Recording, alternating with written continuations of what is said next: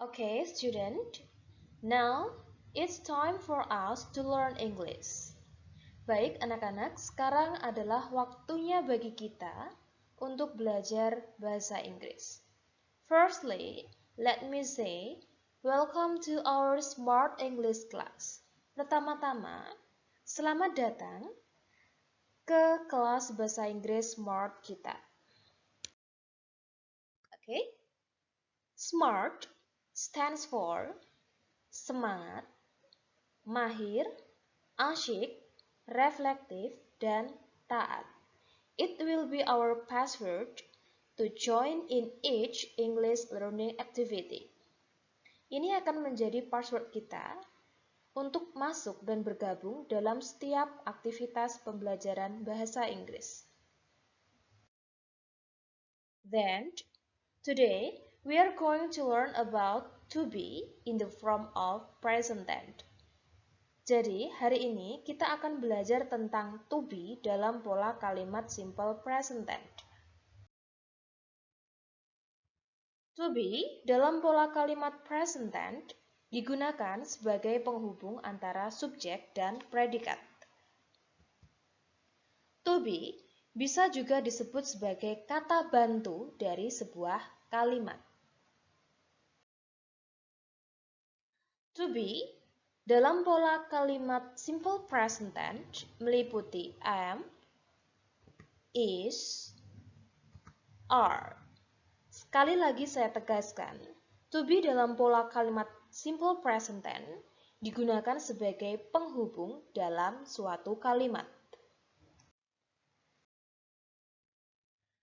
Karena to be merupakan kata penghubung antara subjek dan predikat, pastinya kita perlu membahas terlebih dahulu subjek apa saja yang mengikuti to be tersebut.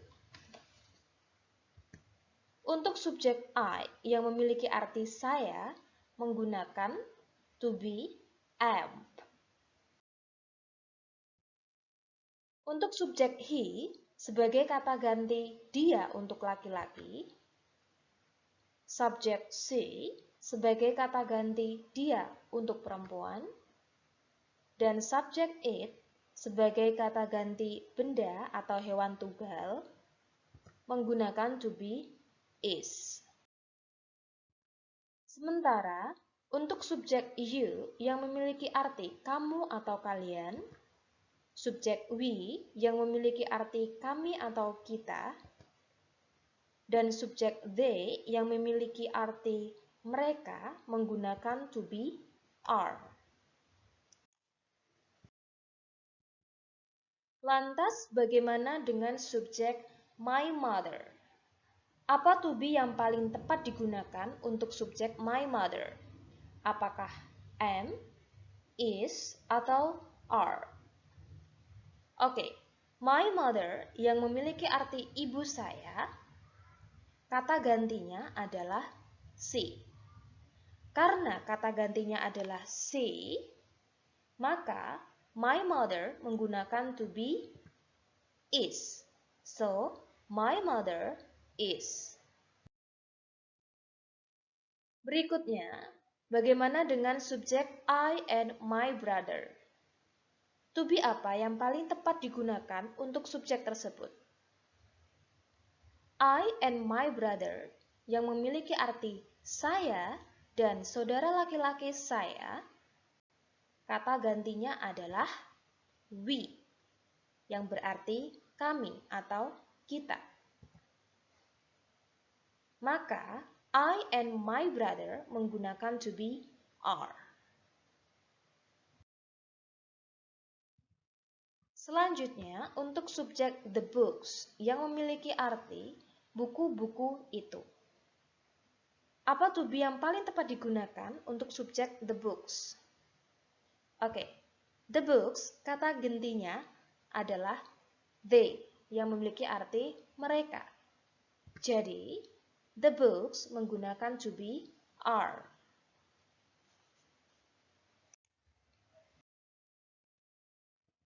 Dalam bahasa Indonesia, to be dalam pola kalimat present tense memiliki arti adalah atau berada.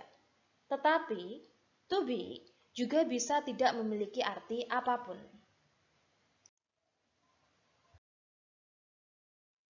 To be dalam pola kalimat present tense hanya digunakan dalam kalimat nominal. Sekali lagi saya tegaskan, to be dalam pola kalimat present tense yang meliputi am, is, are hanya digunakan dalam kalimat nominal. Lantas, apa itu kalimat nominal? Kalimat nominal adalah kalimat yang tidak mengandung kata kerja di dalamnya. Sebelumnya, apakah kalian tahu apa itu kata kerja? Kata kerja adalah kata yang menjelaskan tentang suatu perbuatan atau kegiatan yang dilakukan oleh seseorang.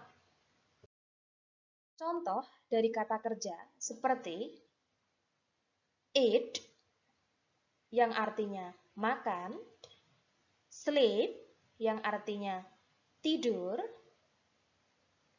run yang artinya berlari, atau drink yang artinya minum. Keempat kata itu adalah kata kerja. Kenapa bisa disebut dengan kata kerja? Karena makan, tidur, berlari, dan minum menunjukkan suatu aktivitas, kegiatan, atau perbuatan yang dilakukan oleh seseorang. Oleh karena itu, contoh dari keempat kata tersebut adalah kata kerja. Oke, karena to be dalam pola kalimat present tense yang meliputi is, am, are hanya digunakan atau hanya diikuti oleh kalimat nominal, di mana kalimat nominal adalah kalimat yang tidak mengandung kata kerja. Jadi, jika kalian menemukan suatu kalimat seperti I am study, Richard is watch TV, they are play. Apakah ketiga kalimat ini benar? Bagaimana pendapat kalian? Apakah ketiga kalimat ini benar? Di sini kalian bisa melihat ada subjek I diikuti to be am, selanjutnya ada kata study. Study artinya belajar. Bukankah ini kata kerja? Berikutnya, contoh kedua. Richard is watch TV. Richard adalah subjeknya yang diikuti dengan to be is. Setelah to be is adalah watch TV. Watch TV, melihat TV. Bukankah ini kata kerja? Dan contoh kalimat yang terakhir. They are play. They are play. Mereka bermain. They adalah subjek yang diikuti dengan to be are. Berikutnya diikuti dengan play yang artinya bermain. Bukankah play ini adalah suatu kata kerja? Pertanyaannya, apakah ketiga kalimat ini menggunakan pola kalimat yang benar? The answer is these three sentences are false. Ketiga kalimat ini salah. Karena kita bisa melihat ada to be, am, is, are diikuti dengan kata kerja. Karena to be dalam pola kalimat present tense tidak boleh diikuti dengan kata kerja. Jadi, ketiga kalimat ini salah ya, anak-anak. Oke, saya tegaskan lagi ya. To be dalam pola kalimat present tense hanya diikuti oleh kalimat nominal.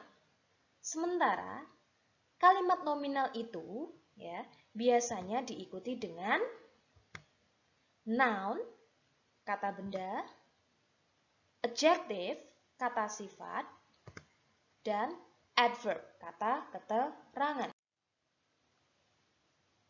Selanjutnya kita akan membahas satu persatu penggunaan to be yang diikuti dengan kalimat nominal. Yang pertama, to be yang diikuti dengan noun. Noun merupakan kata yang menunjukkan sebuah benda, binatang, profesi, dan lain sebagainya yang ada di sekitar kita. Contoh kalimat to be yang diikuti dengan noun seperti Miss Yuli is a dentist. Ibu Yuli atau Bu Yuli is adalah seorang dokter gigi. She is a student. Dia untuk perempuan adalah seorang murid. You are a good football player. Kamu adalah seorang pemain sepak bola yang bagus. I am a writer. Saya adalah seorang penulis.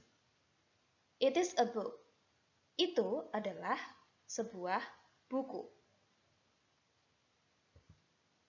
They are students. Mereka adalah siswa. Dalam kalimat ini, kalian bisa melihat bahwa untuk subjek seperti Miss Yuli, she, you, I, it, and they diikuti dengan to be plus noun, kata benda.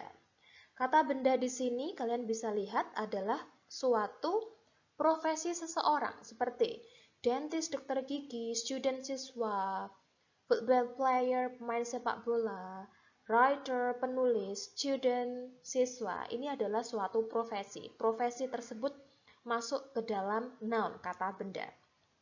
Dan juga to be diikuti dengan book, buku. Nah, buku di sini termasuk noun ya, karena buku termasuk kata benda. Oke, bagaimana? Cukup paham anak-anak? Paham ya?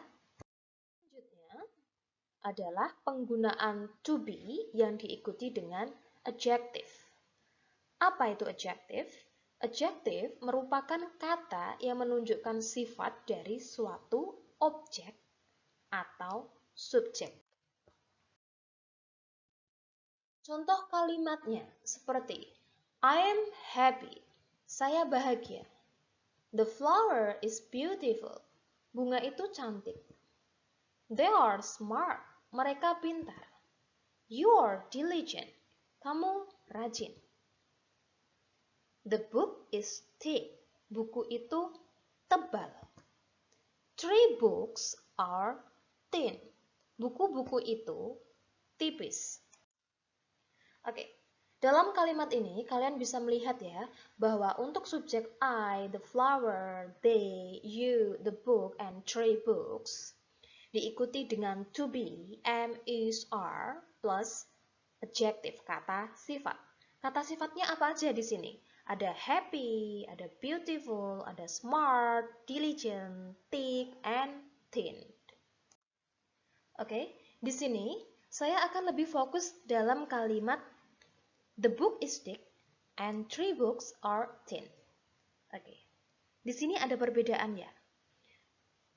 Oke, kenapa the book memakai is ya? The book memakai to be is, sedangkan three books memakai to be are. Oke. Oke. Apakah kalian tahu anak? Kenapa bisa menggunakan sama-sama kata bendanya sama, book, tapi menggunakan to be yang berbeda. Satunya is, satunya are. Oke ya. Gini, the book menggunakan to be is. Kenapa menggunakan to be is? Karena the book di sini jumlahnya hanya satu. Sedangkan three books menggunakan to be are. Di sini bukunya tidak hanya satu, tapi lebih dari satu, yaitu berapa? 3. Karena ada 3 buku, maka to be-nya menggunakan are. Jadi, poin pentingnya di sini adalah jika kalian menemukan subjek ya yang lebih dari satu, maka to be yang digunakan adalah are. Tapi jika subjeknya hanya satu, maka to be yang digunakan adalah is. Bagaimana? Cukup paham? Cukup paham penjelasan dari saya? Semoga kalian paham ya. Oke. Berikutnya adalah to be plus adverb. To be plus adverb. Apa itu adverb? Adverb merupakan kata yang menerangkan tempat, cara, dan waktu kejadian. Atau bisa disebut dengan adverb adalah suatu kata keterangan, baik itu keterangan waktu maupun keterangan tempat. Contoh kalimatnya adalah seperti ini. We are in the living room. Kita berada di ruang keluarga. They are at home. Mereka berada di rumah.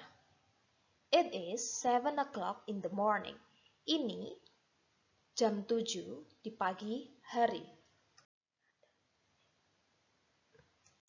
Oke, dalam kalimat ini kalian bisa melihat bahwa subjek we, they, and it diikuti dengan to be plus adverb. Ya. Adverb, kata keterangan yang dipakai di sini adalah kata keterangan waktu dan keterangan tempat. Kata keterangan tempat seperti in the living room, di ruang tamu, at home, di rumah. Sementara kata keterangan waktu yang digunakan adalah 7 o'clock in the morning, jam 7 di pagi hari. Oke, berikut tadi adalah penjelasan to be dalam pola kalimat present tense yang diikuti oleh kalimat nominal sentence. Semoga kalian paham ya. Dan untuk mengecek sejauh mana pemahaman kalian, sebagai tugas, catatlah 3 penggunaan to be. Ya. Catatlah 3 pola penggunaan to be yang diikuti dengan kalimat nominal sentence beserta 1 contoh kalimat di setiap penggunaannya. Setelah selesai, kirimkan hasil tugas kalian ke saya ya, via WA, Japri via WA aja ya, sebagai bukti bahwa anak-anak sudah mengikuti pembelajaran bahasa Inggris hari ini. Dan jangan lupa, bagi siapa yang mengumpulkan selang waktu antara jam 7:30 sampai 9:30, ya, bagi siapa yang mengumpulkan tugas dalam selang waktu pukul 7:30 sampai 9:30, tentu dan pastinya akan saya berikan nilai tambahan ke kalian. Oke? So, that's all for today. Stay healthy, stay at home, and keep learning. Jaga kesehatan, tetap di rumah, dan tetap semangat untuk belajar ya. Thank you. See you and goodbye. Wassalamualaikum warahmatullahi wabarakatuh.